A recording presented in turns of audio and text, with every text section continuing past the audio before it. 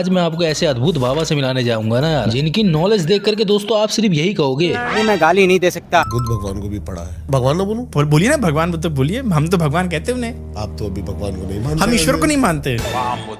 Oh my God बाबा जी, आप कहाँ थे इतने दिनों से यार? हमें तो पता ही नहीं था कि हम ईश्वर को मानते हैं, आप भगवान को मानते हो। हमें तो यही लगता था बाबा जी कि हम भगवान को मानते हैं, पर आपने बताया कि नहीं भैया, आप जिसको मानते हो वो ईश्वर है। मतलब सनातन धर्म में हम भगवान को नहीं मानते दोस्तों, हम किसको मानते हैं? ईश्वर को।